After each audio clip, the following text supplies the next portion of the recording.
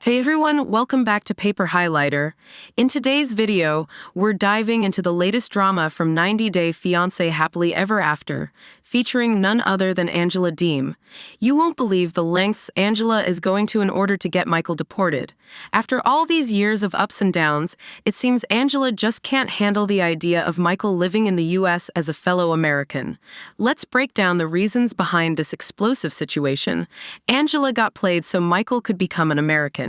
Angela first connected with Michael on Facebook, and it took her a few months to decide she wanted him to move to the US. Interestingly, the idea was entirely hers. Michael never hinted or suggested that it was his plan. When Angela visited him in Nigeria for the first time, she brought along an array of Donald Trump-themed gifts. She introduced Michael to the American dream, convincing him that life in the US would be far better than what he knew in Nigeria. Their marriage came at a time when Michael was struggling to secure a K-1 visa, and it seemed like Angela was pulling the strings, with Michael following her lead. Angela was eager to have him by her side in the US, not just for personal reasons, but because it opened up new opportunities for them on reality TV. With Michael, she could also maximize her earnings on platforms like Cameo as a couple. Even after Michael's infidelity, Angela couldn't imagine letting him go. But when he finally arrived in the US and quickly left her, Angela felt she had been played all along. Angela suspected Michael would leave one day.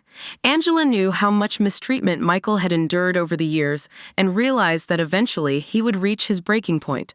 What truly bothers her is that it happened after Michael made it to the US. This frustration is driving Angela to make rash decisions, including trying to annul their highly publicized 4-year marriage. She's hoping to have Michael deported, but deep down, she knows it's too late. He's now in the US legally.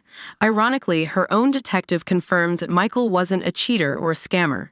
Angela obviously feels superior because she's American-born. Angela has frequently reminded Michael of her American identity, often saying, "I'm an American," to assert her dominance and ensure he didn't overshadow her.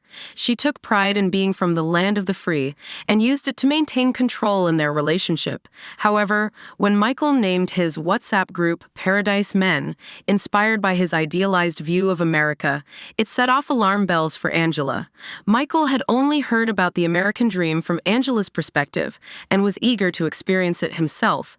Now that Michael is in the US, he may feel less inclined to be controlled by Angela since he's now in the same country.